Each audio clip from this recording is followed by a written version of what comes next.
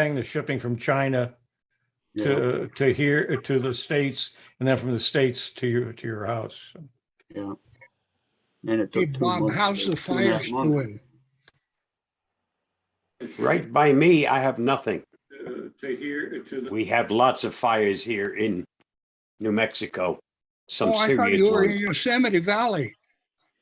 Oh, no, I don't have, I'm in Yosemite, correct.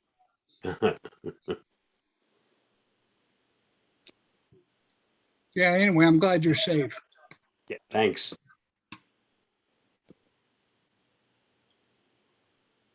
The big one that's on the news, that's quite a distance away from me. Bill James, are you getting some weather too? We are. It's over.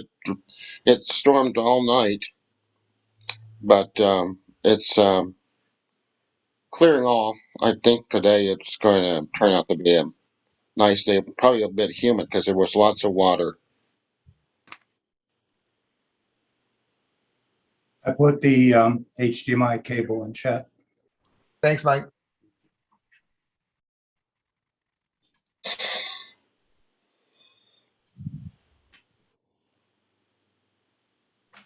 Well, I just started. Go ahead, Jim. This is a computer question, but the kind of computer that goes in your ears. You guys had any experience with hearing aids that Costco sells? Anybody has, I'd appreciate it. I did My a tech talk local on hearing this 2 people years want, ago after I got my hearing aid. yeah, for the local people, they want enough I could buy a car with them. The reputation generally, in at least what I've seen, is that a lot of people use them and they've got very good reviews. They seem to be, at least in Canada, they're a lot cheaper than the competition. But you know, Costco is claimed to be the #1 seller of hearing aids in the U.S., and their hearing aids are the highest rated by Consumer Report. Excellent. mhm. I needed that. Both Yeah, my my body brother- went to walkabout, so I'm going around like this. Helen's got a comment. Helen's got a comment. My husband has been using Costco hearing aids for about 10 years and he's happy with them. Thanks, Excellent. Helen. That's good. Yeah. Yes, Greg, do you? Yeah, my brother-in-law and I both use Costco hearing aids. They work fine. Right. Now, I appreciate the feedback. yeah. Now, the only thing is, we had a Zoom meeting on Friday in our happy hour, and some friends of ours just got new hearing aids that were paired to their computer, and they couldn't figure out they couldn't get any audio because they couldn't figure out how to unpair the hearing aids from the computer so they could get the Zoom meeting going. So there are some technical challenges to it. Anyway, Greg, go ahead. Hey, my hearing aids are from Costco, and I kind of got, I've had them for about 5 years, but I can interface with my Apple cell phone to turn out the background noise. I enjoy them. The only thing is I forget quite a bit to put them in, especially when Leona's talking to me. Yeah. Irving's got his hand up.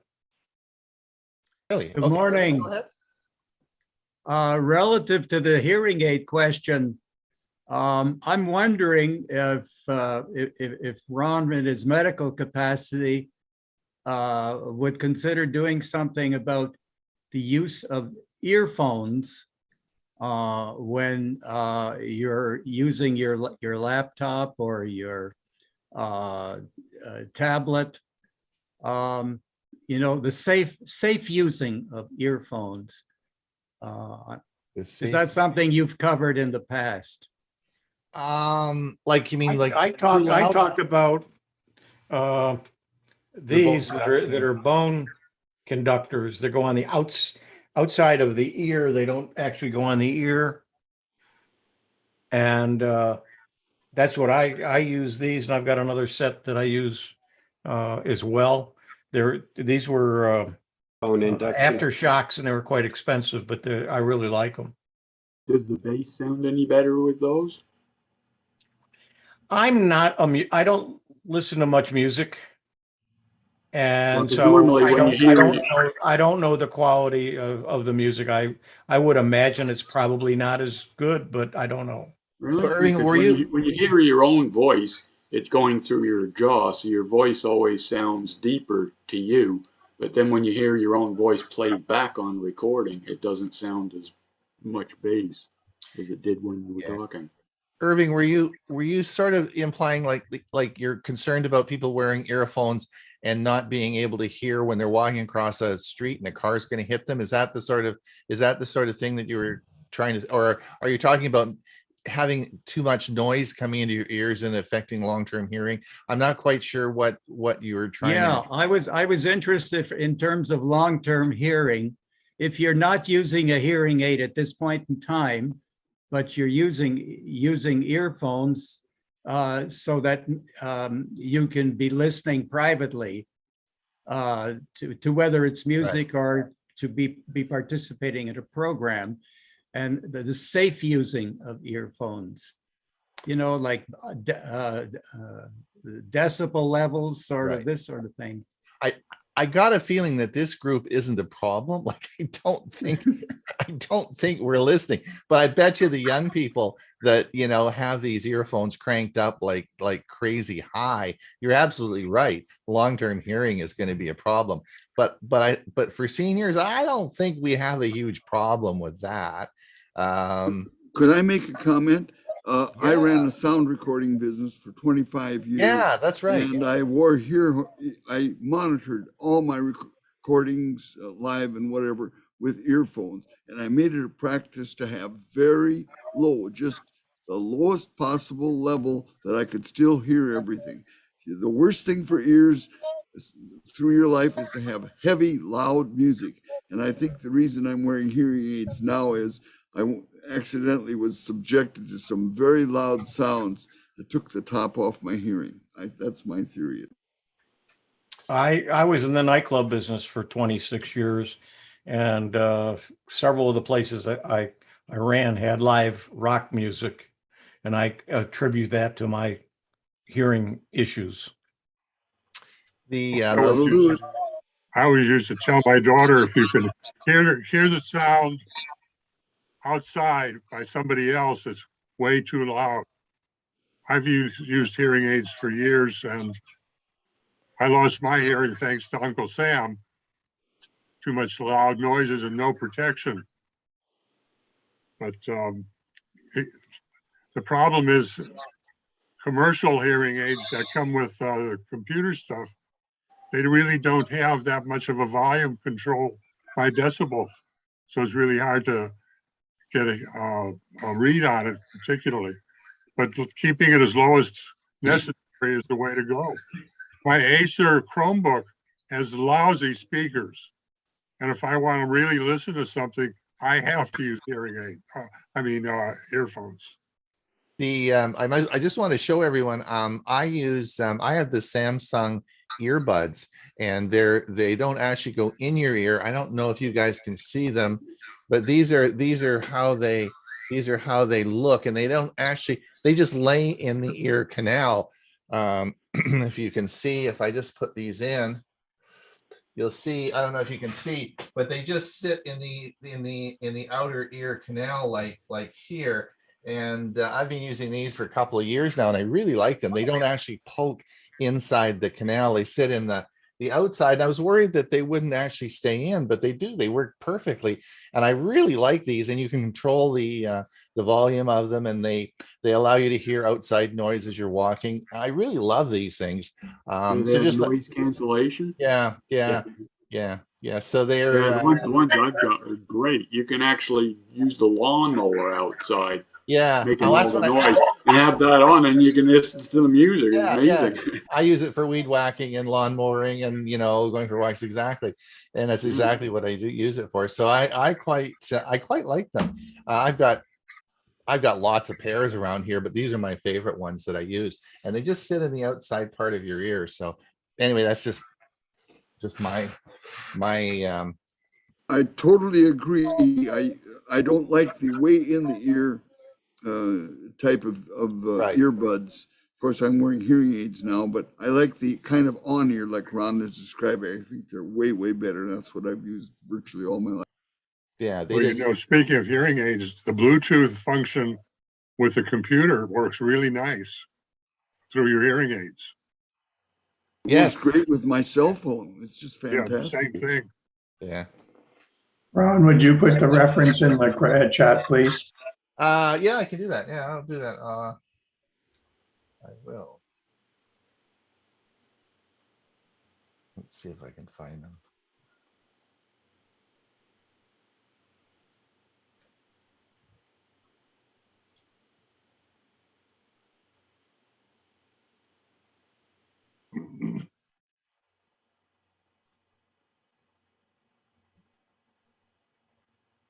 Ah, $99. There you go. What a deal. On Amazon. What's that you're talking? The earbuds that I just showed you. Joanne has. What about Samsung those Galaxy- Waze earbuds? Didn't Waze come out with Wise, yeah, you they use have a pair. what you Yeah, I call? use it. I use it. Same thing. They sit right in your ear. They don't go all the way in. They work the same way as the others. Because I also have earbuds that came with my Pixel 6.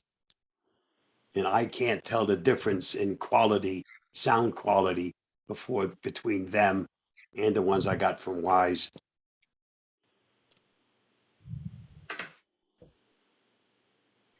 Thank you, gentlemen. I appreciate your comments. It was very helpful. The other nice thing about the Samsung ones is that, I mean, there's an app that you download that goes with the earbuds, and man, there's a lot of settings in there that you can control. So it really gives you lots of power over the over them. I have the Pixel earbuds, and they work really well with the Pixel phone. They don't have noise canceling, though, active noise canceling. Jim, I thought you were on a plane. I thought you were out leaving. Tonight. Oh, it's tonight. Oh, I thought you were. Yeah, we're repacking.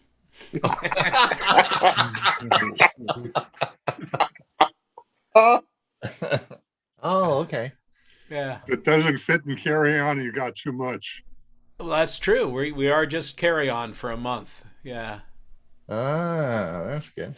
We've done it before. It's not unusual for us to do it this way. Right. And we're planning as we go too. We're not pre-planning a whole lot. Well, it's really funny how so many travelers don't realize that there are actually stores outside of the United States. Yeah, they're typically more expensive, but yeah, really all you need is a credit card. Leave with one suitcase, come back with 5. That's another option. Absolutely, you can check something on the way back, Yep. and have. But we certainly don't want to. And that's what's start nice with about that kind nylon of- backpacks. Huh? Nylon backpacks that fold into each other. Great Yeah. extra. Yeah, we got that stuff. I have a belt bag that turns into a day pack. And that's very nice. I have a over shoulder holder that the drone will fit in, and then I have a Rolly carry on that also works as a backpack if I needed to. So I have all the bases covered, and yeah, we've done this before, and we're Are looking. you going to forward take to your it. drone with you? Yes, indeed. We're going to be in some pretty neat places, apparently. It'd be interesting. What kind of regulations do you think you might run into? If any? Nothing for the size of drone that I'm flying. You can't, normal stuff. You can't fly near an airport. You can't fly over people. All the normal stuff that, the regulations that we have here. And I have my number, FAA number thing. So I'm good. The problem is there's too many airports around. I got 3 in my community. There's 3. Oh yeah, airports. I can't fly around here. No, I got to drive. 20 miles. I can get permission. Right. around here occasionally when I want to fly, and I've done it. But the only thing to fly around here is just to see where you live and maybe shoot at iguanas. I have a park that's 37 acres. I just don't know how to fly a drone. Oh yeah, well that's great. I mean, yeah. Well, the problem is the national and provincial parks all have Oh yeah. outlawed drones. I mean, that's This is private. This is private's private. okay. Yeah. Yeah. There's a lot of places where you can fly, Ron. It just Yep. so happens that we live in an area where there's airports and that kind of stuff. But there's plenty of land out there that isn't national and that isn't They're like called farmers' fields. I plan on flying here in Castilleon. This is where we're going to be staying. Behind me. Beautiful. Yeah, it is gorgeous. And yeah, I checked and it's okay. Okay, good. Good. Do you have Jim, do you have a DJI? Yeah. So I haven't even fired mine up yet, but isn't it true that if you are in an area where you can't fly, it won't even let you take off? Is that true? That's true. That's a true statement. Yes. You're right. Yeah. But you can get permission. Right. You can get there's a code and there's a bypass, and if you're anyway. All right. You're getting ready to start. This is drone talk. This is like Thursday stuff. All right, we will. Yeah, we got 2 minutes to go. Welcome everyone. We'll be starting the show in a couple of minutes, and we've got a big show for you today, so it should be fun. It is, as Jim says, a great variety show. Yeah, I'll be mostly listening, but I'll be on the other side of the room. I know you'll be packing. Repacking. All right, I'm going to mute everybody. And All right. we'll get The Savannah showing here. We'll mute everybody and get ready to go. I found a Mickey Mouse circular light at Walmart for $4.88.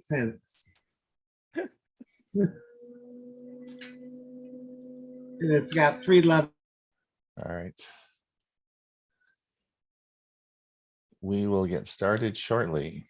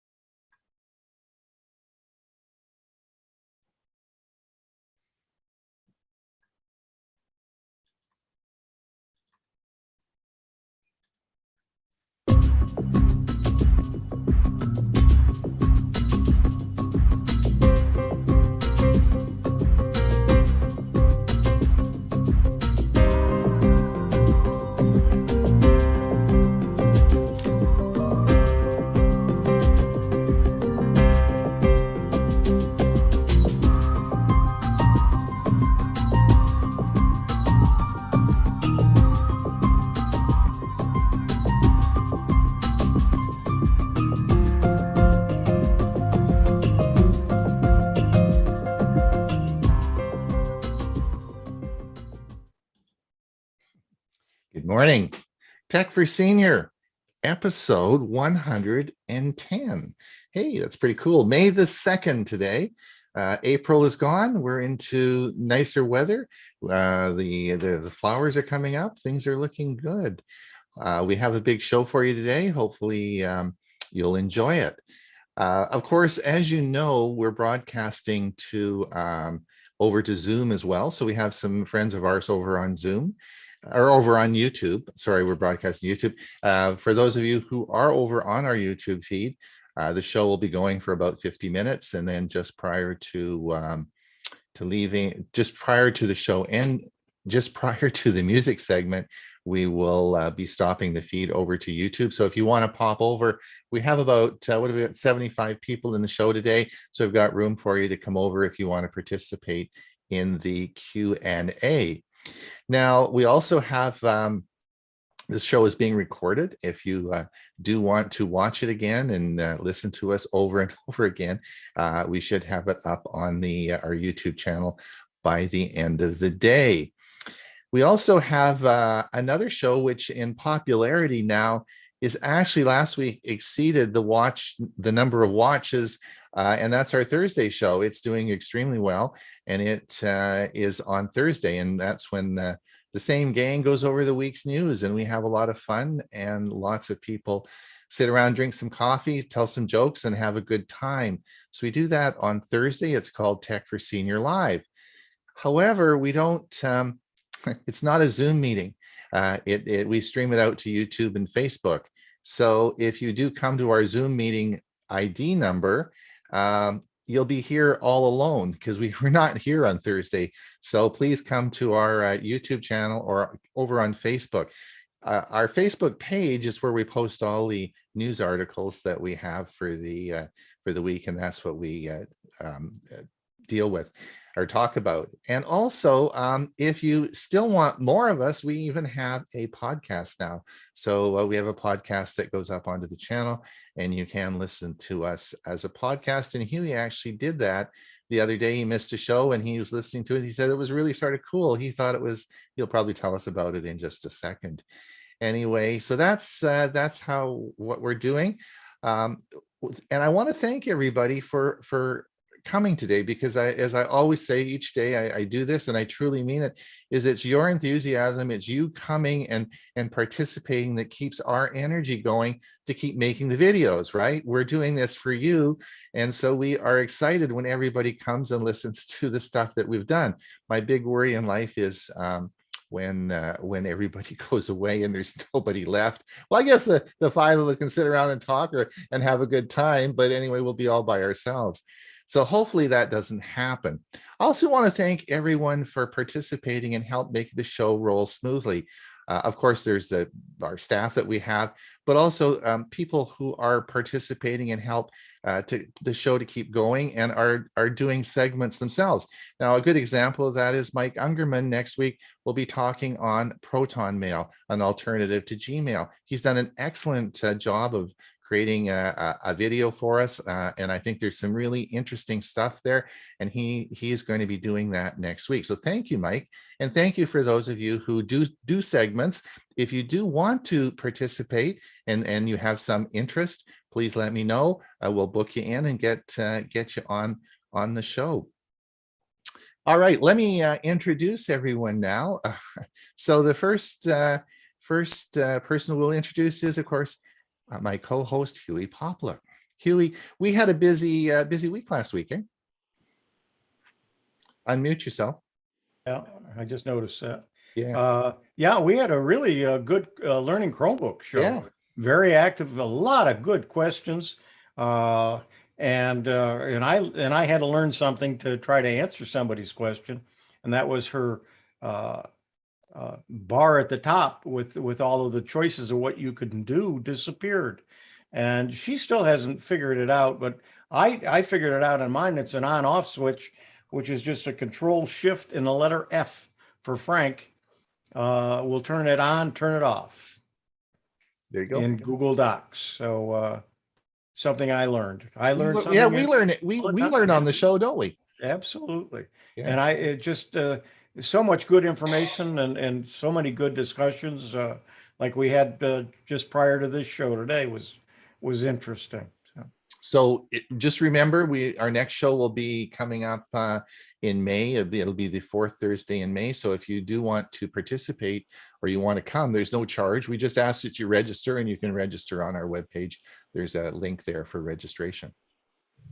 Indeed. Yep. Should be fun. All right. And I think you've got a bunch of new gadgets you're working on, eh, Hewie, that you're going to probably tell us about in the future. Well, there's a big one today. It's an expensive one, but don't say anything. Don't say anything. Might be of interest to people. Okay. All right. Even if they don't buy one. All right. There you go. And of course, Bob, how the heck are you doing? Just fine. Another gorgeous Monday here. Yeah. Unfortunately, we have in the state some pretty large fires going. Right. But the large one that everybody's reading on the news is several hundred miles from me. Mm-hmm. We can see smoke on the mountains, but it doesn't directly affect our area. Excellent. Okay. All right. Well, that's good. We'll be hearing from you later. And of course, Dewey, you're in the bulrushes there, or you're in the forest, or where the heck are you?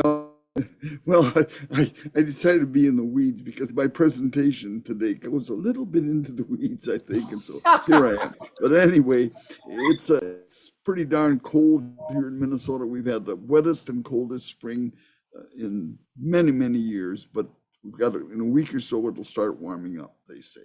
Yeah, and I was Hewie got up early this morning, or Dewey got up early this morning to redo his EV battery segment today because he wanted to be perfect. So I'm all ears. I haven't listened to the whole segment, but it should be a good one.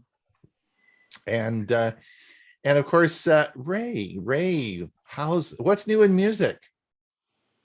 One of the judge died over the weekend, I which is saw kind of that. sad news. I'm going to be focusing on her next week. Other than that, music is still music.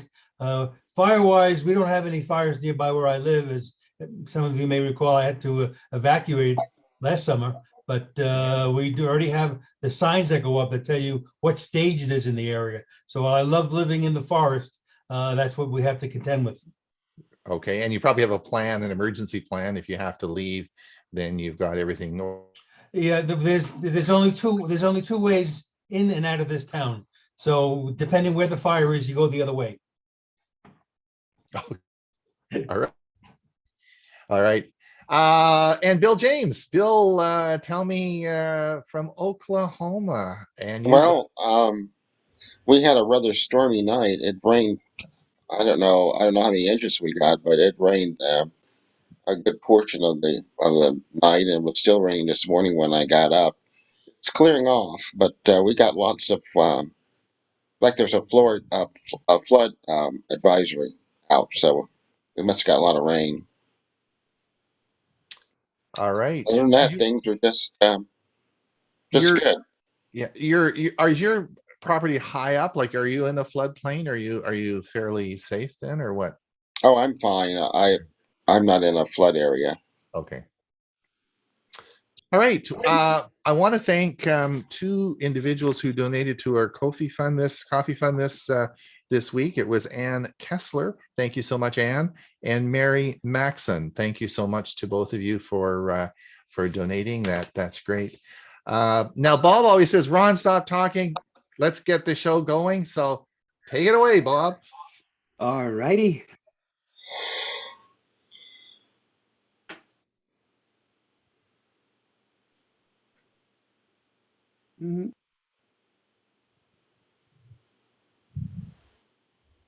Here is the Avast Security News Roundup for the week ending April 29th, 2022.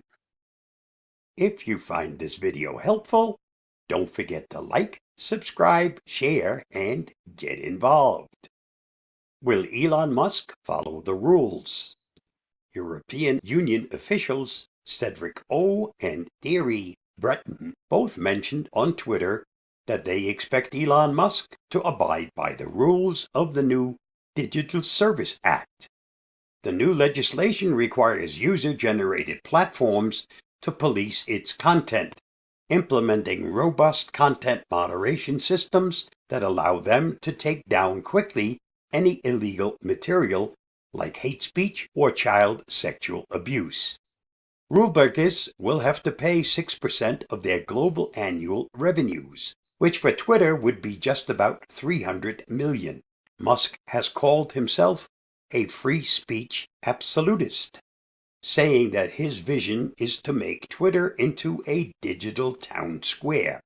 Avast security evangelist Louis Carones thinks Musk and the DSA will get along in some ways.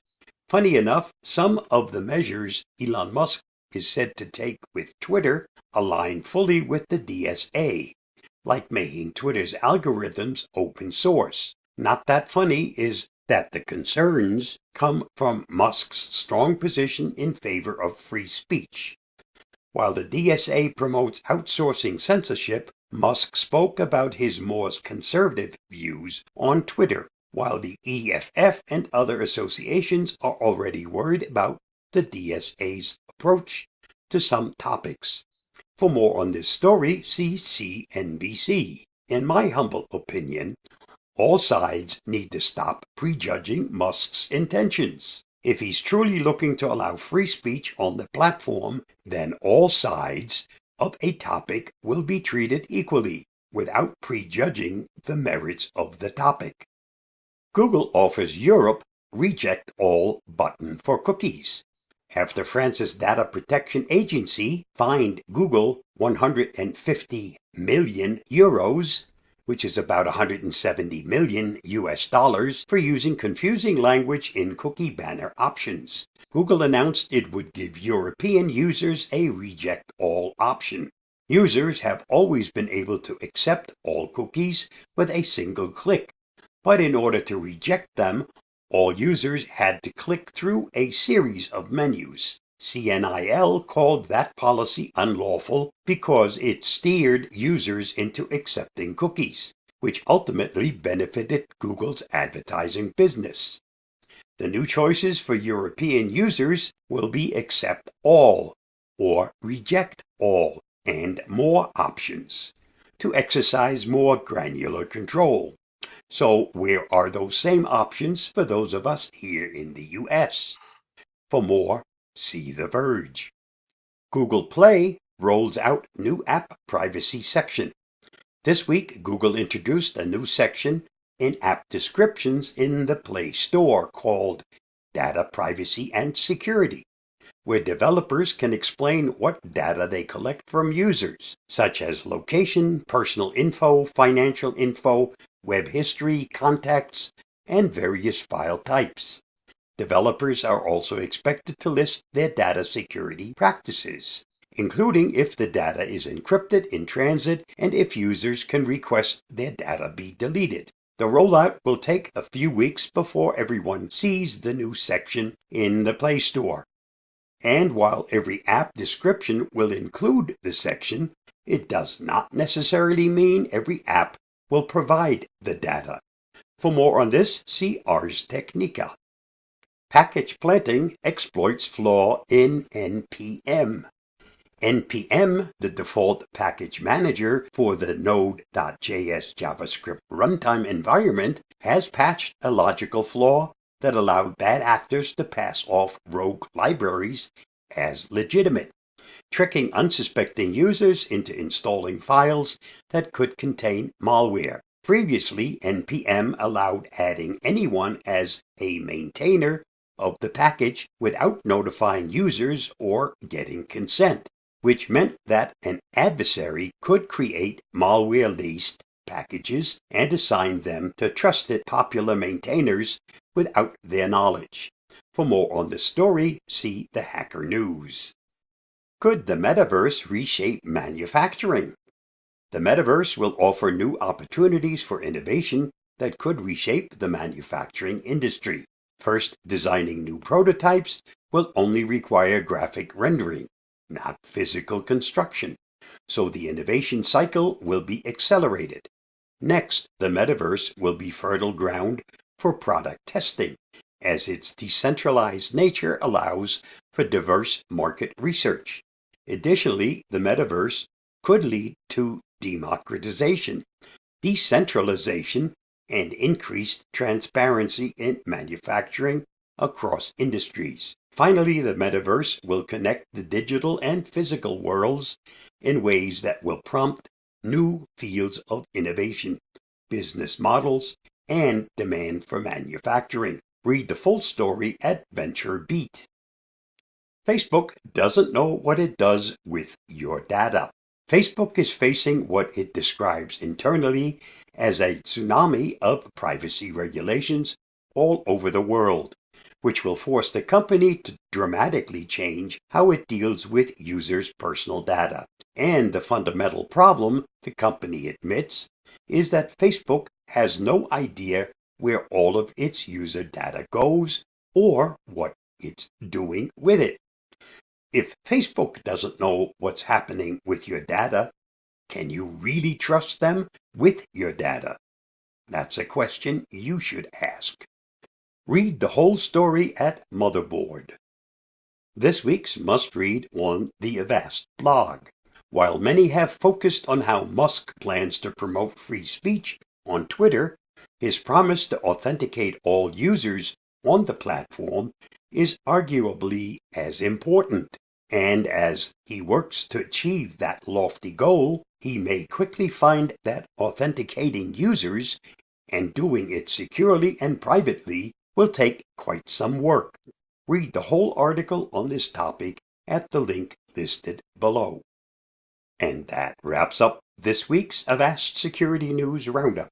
Stay safe, stay secure, and I'll see you again next week. Bye-bye. Thanks, Bob. I see the bad guys are still working at it. All right, let's see what Dewey has to say.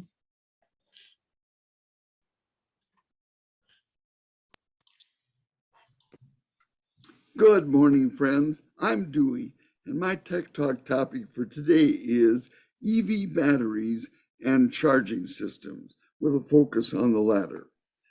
Now, at this time, there are 4 major markets in the world for electric vehicles: North America, Japan, the European Union, and China, all of which have different electrical standards and use different plug-in connectors.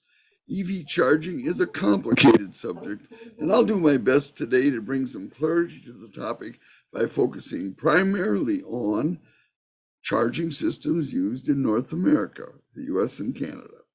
In other words, John Bogna, writing at howtogeek.com, explained that the length of time needed to charge an EV depends on the type of charging system used, type 1, type 2, or type 3. And I can tell you it also depends on a lot more. Between these 3 types of charging, there are at this time in the world 4 types of AC charging plugs and 4 types of DC charging plugs. And this doesn't even include Tesla's proprietary connectors. Type 1 and Type 2 chargers use AC electricity only and exclusively. Type 3 chargers, on the other hand, primarily use DC power. However, sometimes AC electricity is used in combination with DC electricity to achieve even faster charging rates. That's in these Type 3 chargers. Regarding Tesla, their plugs are also built to accept AC and DC power and come with adapters for use with other charging networks. I'll tell you more about them later. Now, Type 1 chargers are simply regular home AC wall outlets and may take roughly 20 hours for a 120-mile charge on an electric vehicle. This type of charger can also work well for overnight charges on the smaller battery packs that are found in some hybrid electric vehicles. Type 2 chargers are those found in most public charging stations. They deliver 240 volts of AC power and have a special type of plug-in connector called the J1772. That is the standard for all electric vehicles actually sold in North America. Type 2 chargers may also be installed in home garages for convenience. Charging speed depends on a number of factors, including capacity of the local electrical grid, which is very important. Now, the cost at Amazon for these is around $500 or $600, though local electric companies often offer huge rebates or install them for free. Type 3 chargers, also known as DC Fast Charge, DCFC, chargers provide the quickest juice up of all and have special connecting plugs. There are 3 types of Type 3 chargers at this time. I'll give you insight into all 3 of them. First, there's the CCS, which stands for Combined Charging System, which is also known as the Combo Charging System, and it's used in North America. The CCS connector is shown at left below, and it combines the J1772 AC connector with a DC plug into a single connector that will deliver extra power up to 350 watts. Now, just for example, also for additional information, the European Union combo plug at the right below is the EU variant that has 2 additional DC contacts, which I am told allows even higher power DC charging. Now, a second type of type 3 is the CHAdeMO. It's used mostly in Japan, but it's also available in North America. It's an abbreviation of charge de move. Sounds French, but it's a name that's actually derived from a Japanese phrase that translates to "how about a cup of tea," referring to the time it would take to charge an EV. As of June 2018, CHAdeMO allowed up to 400 kilowatt charging and aims to ultimately increase that to 900 kilowatt level. That is big. The CHAdeMO plug is shown at the left below, along with the previously described CCS plug and in the middle, and the European Union combo plug at the right.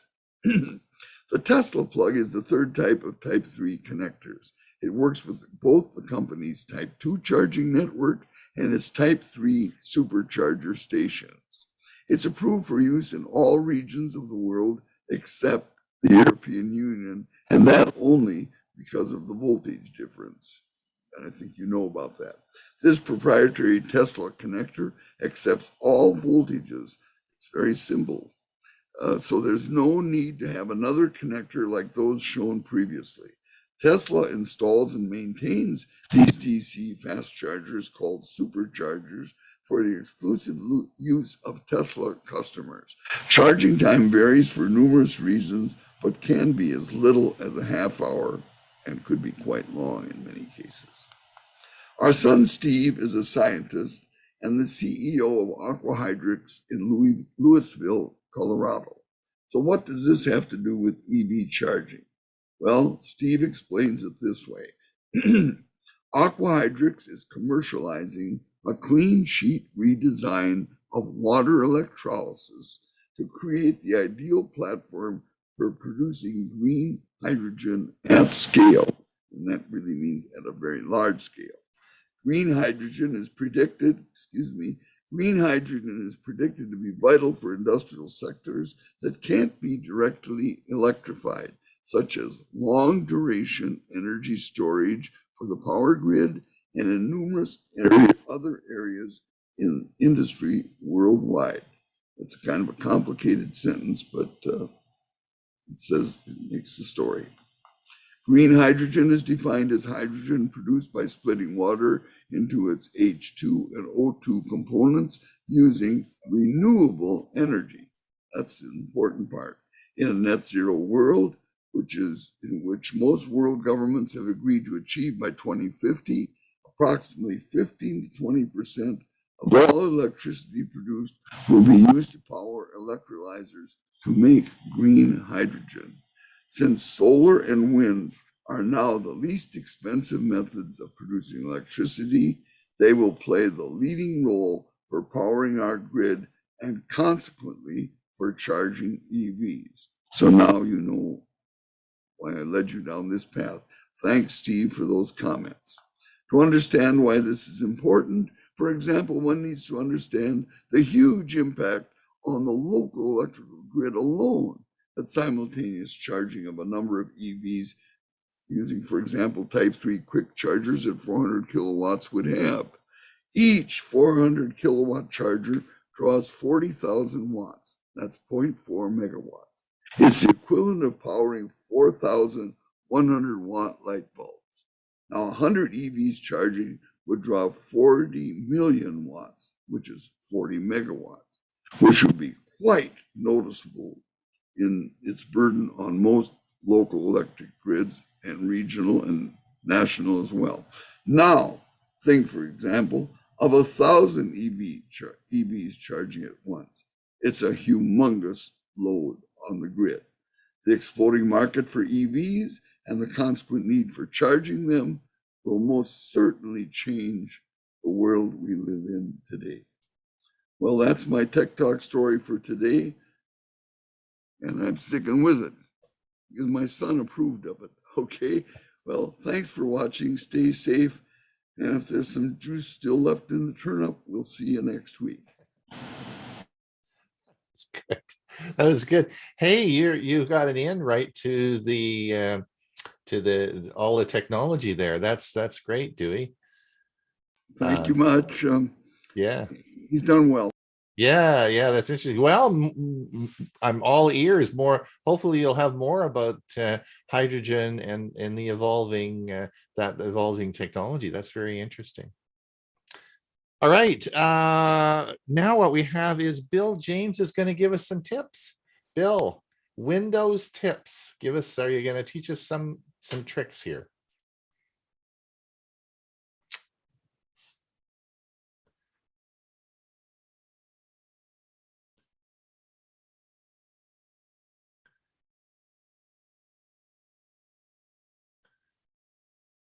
There we go. All we have to do is be able to hear you. Good morning, all. 3 Windows tips today are basically on using the taskbar. And first one is arrange windows.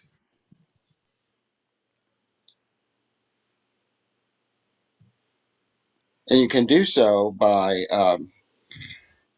using a applet that's actually in by right-clicking on the taskbar. So in addition to Snap, you can always arrange your windows in other ways.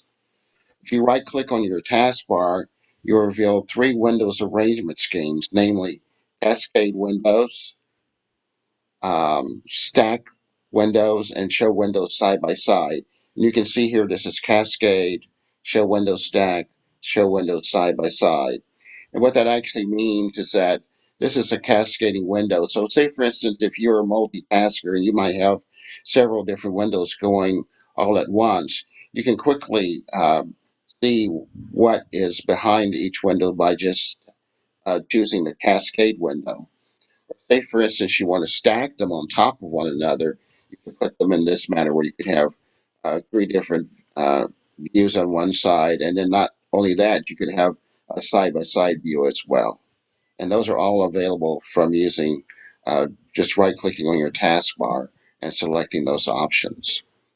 The other tip is the notification area. This is fairly talked about. I don't think many people actually use it, but there is some benefit. It provides a temporary source for your notification status, and it's that area that pops up occasionally if you have your notifications turned on. It will pop up and show you what's taking place. But below that are some tiles that can be used to display quick actions. If you want to quickly be able to have no presence on your desktop, such for the battery level, the volume control, or network status, you can use it by using these little tiles here. And you can customize those very easily. If you just click on any one of the notification icons that's here, just right click, and you will then get something that says edit quick actions. And then from there, you want to click on the plus sign, and then you'll see some choices like Bluetooth, having a toggle for to turn your Bluetooth on and off, one for your brightness, one for night light, rotation lock, tablet mode, Wi-Fi. So you can quickly get to those just by using those tiles that are there, and you just select them and then click on done, and you have tablets. Now, when they're active, they'll be blue. When they're not active, they'll be gray.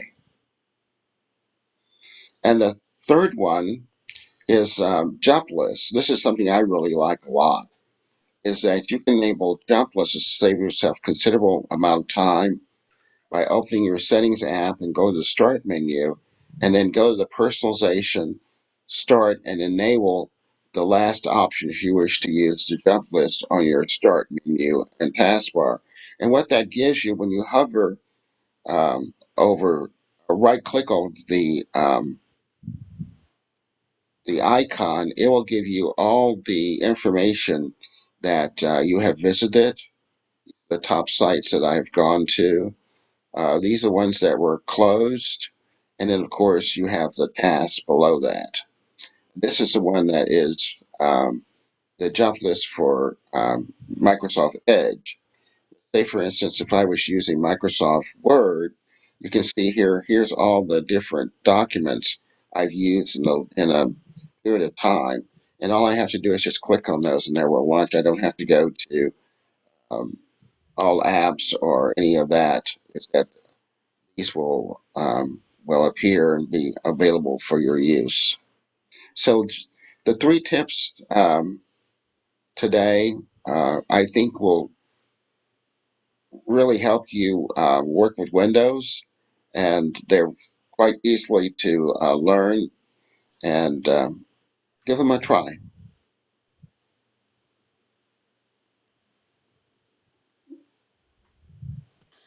Thanks. Thanks, Bill. That's I gotta try those. I didn't know that. That's cool. That's good tips. Excellent. Thank you. Hewie, where is Hewie? Here, there you are. You are ready to go. Okay.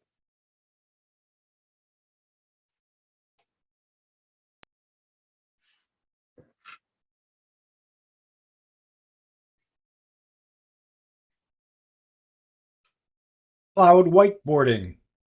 I'm Hewie Poplock. On Tech for Seniors, we frequently talk about gadgets and new technology. Earlier this year, I attended FETC 2022. That's the Future of Education Technology Conference, which was held in Orlando. I recorded several demonstrations, including the one that I'm about to show you. This whiteboard probably is not something that you would buy. However, your local schools or your grandchildren's schools may use one or more, or may be considering it. They do sell for between $2,800 and $5,600. The model shown here is the BenQ RP7502, and the person demonstrating it is Felix Pimentel, Senior Field Applications Engineer at BenQ North America. The BenQ Corporation sells and markets technology products, consumer electronics, computing, and communication devices, including monitors, digital projectors, digital cameras, and mobile computing devices. Let's look at cloud whiteboarding. You walk into your classroom, you have this beautiful piece of equipment, and before you start using it, you need to log in. Once you log in, as you can see, you have 3 methods of logging in. If I tap here, I'm going to enter my username and password, but you know what? I do not recommend doing that because the students are really, really smart to this, and they will be able to figure out your password in no time flat, right? So what we do is we go to recent users, and you can find your username there. You tap on that QR code, and now with your phone, you can scan that QR code. If you have an iPhone, you use Face ID to log in. If you have an Android, with your thumbprint, you can log in, and no one will see you entering a password. There's a third method, which is by using an NFC card. When you tap that NFC card on the board, now the board will automatically log you in. Once you're logged in, now you have the ability to personalize your user experience. You can get your own background on there, your own wallpaper. Your name will appear down at the bottom of the screen here. You can even add your picture next to your name. Once I log in, aside from being able to customize a background, if I tap on File Manager here, now you're going to see that I also have access to my Google Drive. I could also link my Dropbox, my OneDrive. So this is convenient because in any classroom that I go, I'm going to have the same exact user experience. I'm going to have the board is going to look exactly the way that I want to, and all my files are going to follow me from room to room wherever I go in that school or even the district.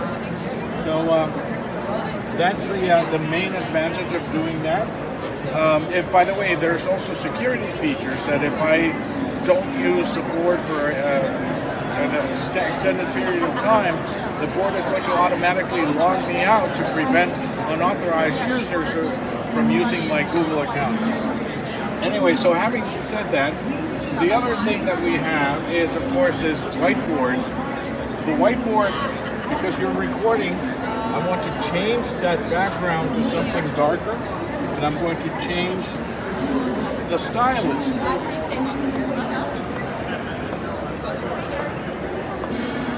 So as you can see, in just a matter of seconds, we went from a completely whiteboard to a traditional blackboard, and you could adjust the thickness of that pen. We could adjust, select the pen color, and very easily by just going in those menus. Anyhow, so when we do that, there's also another feature that I would like to show you.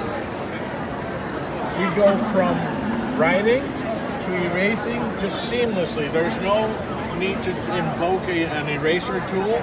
If I write something on the board and some of the words are a little bit closer together, and if I apply that eraser, I'm going to end up erasing something that I did not want to erase.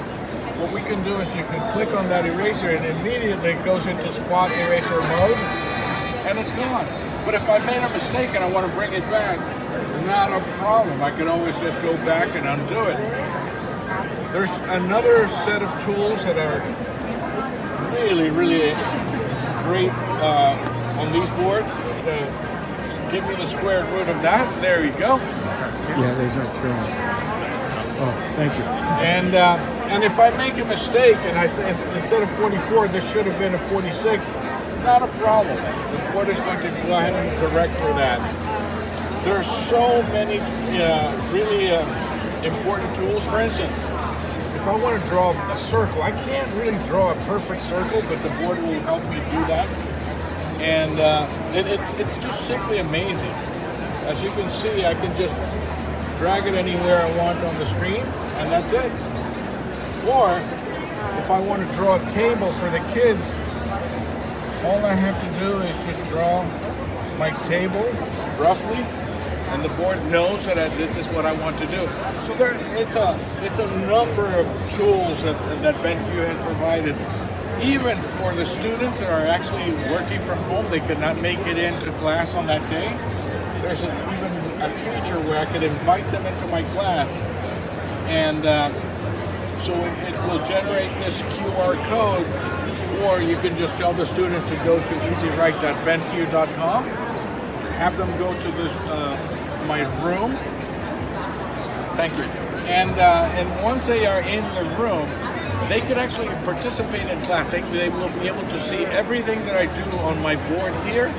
They will be able to see it instantly at home.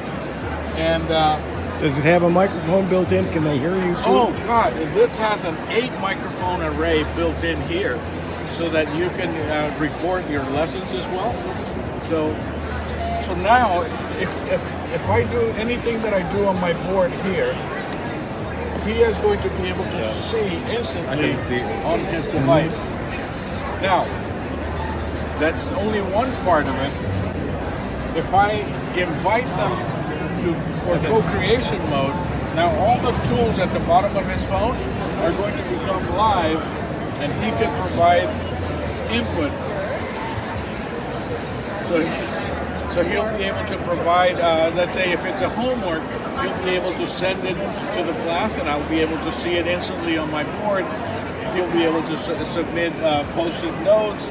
And just about anything that I can do here, he can do there. So how many people could be on at one time? Over 30. Yes. So this is BenQ Cloud Whiteboarding. Another feature that BenQ also includes, and these are all free of charge, there's never any cost, wireless projection. So using wireless projection, I can connect my computer, and it could be a PC, it could be a Mac, iOS, Android, you name it, a Chromebook, and I can wirelessly connect my computer and display it on the board. Not only display it, I can gesture control my computer directly from the board So if I need to access a website, I can just go on the board and just tell the computer, go to this website, and it will be displayed instantly here. If I'm a teacher and I have my entire class, 20, 30 students in my class, they're all connected to the board. I could also set the board for moderator mode, and I can select from the roster of kids that I have, I can have them show their device on the board instantly. There's no need to walk across the room and connect a cable or anything. It's completely instantaneous. And if one student, of course, as always, is displaying something that is inappropriate, then the teacher can instantly just remove that student from the display. So these are some of the features that BenQ has been working on these boards. This is the top of the line, the BenQ RP 7502. These actually come in 65, 75, 86 inch. This is the top of the line. Below that, we also have an RM line, or a mid-range line, and we also have the RE line. They all offer very similar feature sets. Depending on the model that you go, some will have additional features like this one, but they're all great.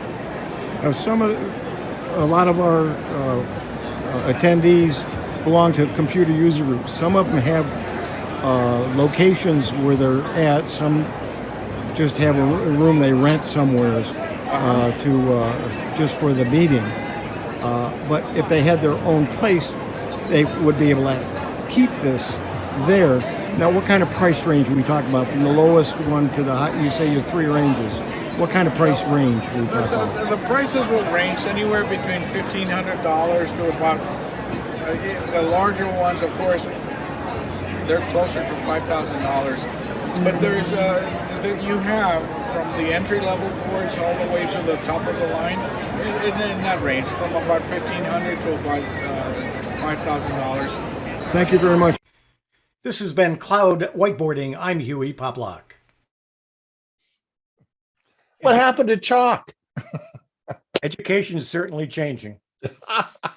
Oh, that's cool. I got to get one of those. Those like lots of fun. All right, Bob, you have Fantastic. Yeah, it was cool. Bob, what's you're back on Windows 10? Unmute yourself.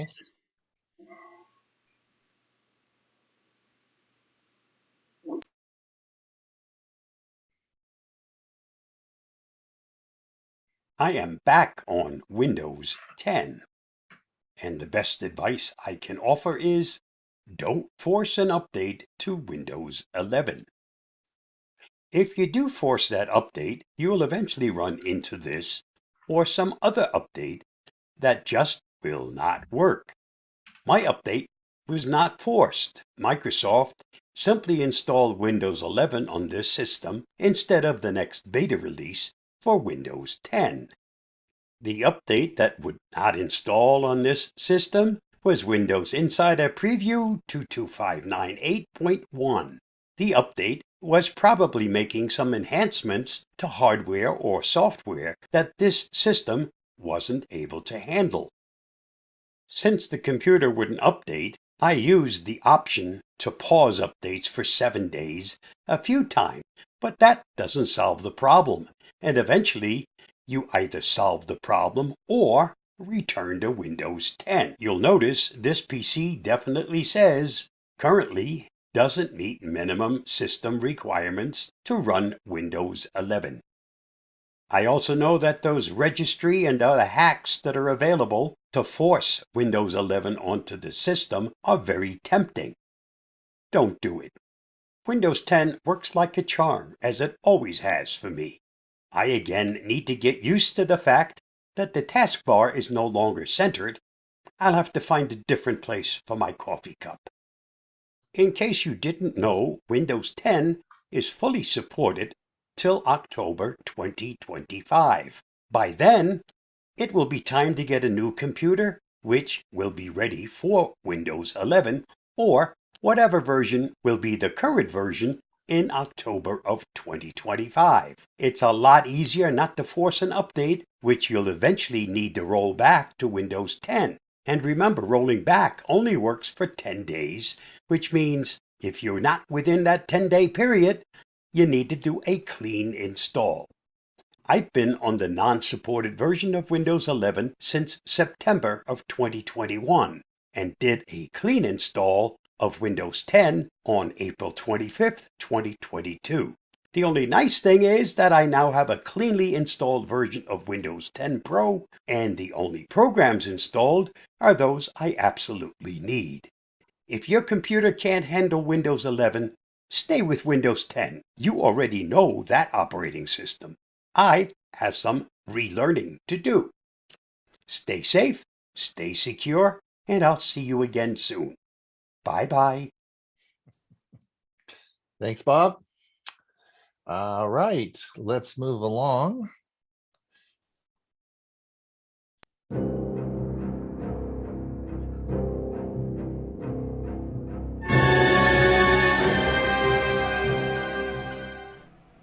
The incidence of atrial fibrillation goes up exponentially with age. If you have atrial fibrillation, then you are 5 times likely to have a stroke. My patients always ask me, will I be able to drive again? Will I be able to come home? Or will I have to go to extended care? So identifying atrial fibrillation is so important. And we have 3 watches that will do this for us. We have the Apple Watch Series 4 to 7. We have the Samsung Galaxy Watch 3 and 4. And we have the Fitbit Sense.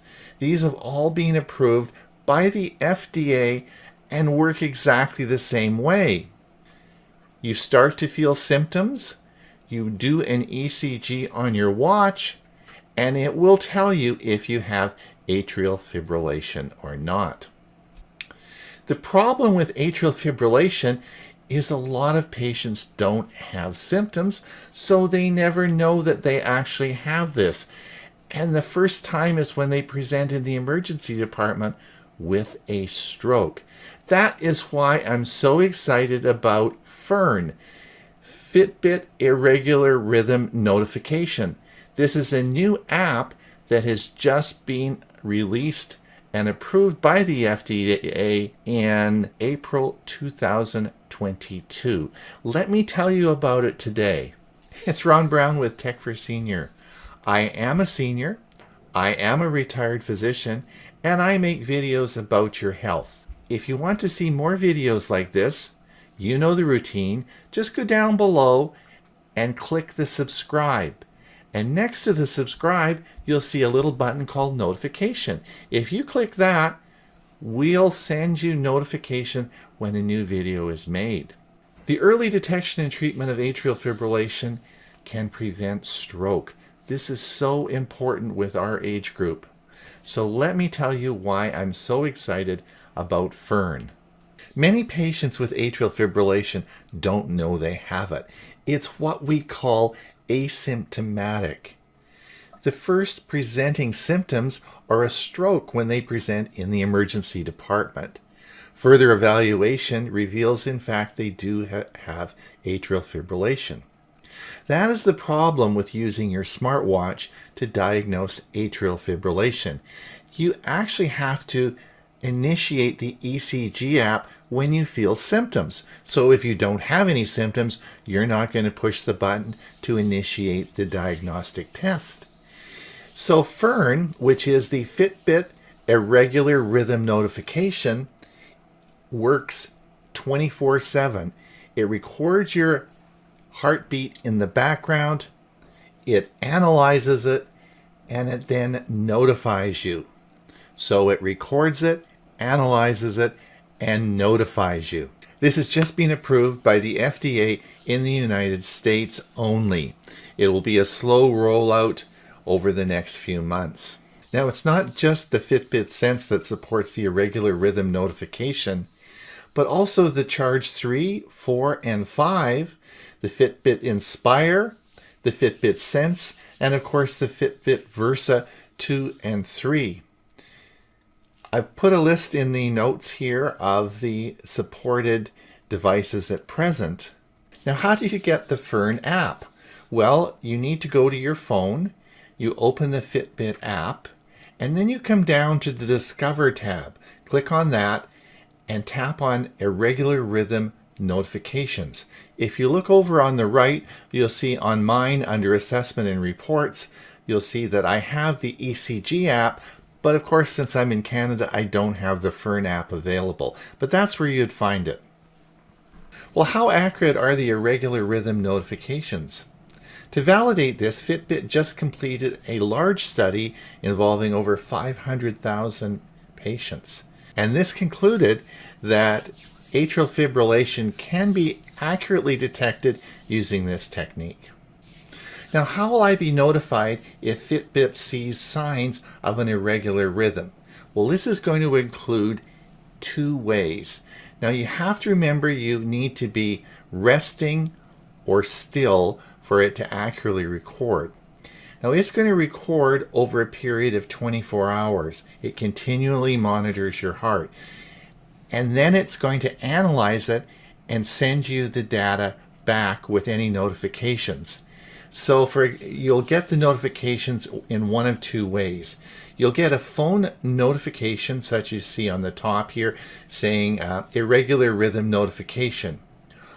Or within the Fitbit app, you'll get a notification, as you see in the below slide. So you'd have to go to the app, open it up, and there you would see the notification.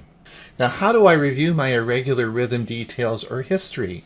Well, from the Discover tab, you'll go in and you'll open the Find Assessment and Reports section, and then you'll tap on the irregular rhythm notification. When you open it up, you'll see a history of the notifications that have been sent to you with the date and time, and if you've seen them or not. Now, if you do get an irregular rhythm notification, it is so important that you have this confirmed by your healthcare provider. Atrial fibrillation is a leading cause of stroke and can be prevented. Well, it's Ron Brown with Tech for Senior. Fitbit Irregular Rhythm Notification. This is an important use of your smartwatch. Now, I've made over 12 videos about smartwatches, and I'll put the links below in the notes. And remember, if you want to be notified of new videos coming out, just click that notification button just below. Do it now so you don't forget. Till we see you again, have a great day.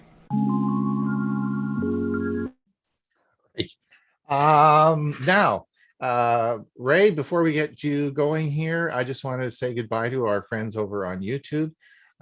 If you are listening over there, we'll be ending the broadcast. You can certainly come over to our Zoom meeting and participate in the Q&A if you so wish. Otherwise, we'll see you next week. Ray, are you ready to roll? Let's go.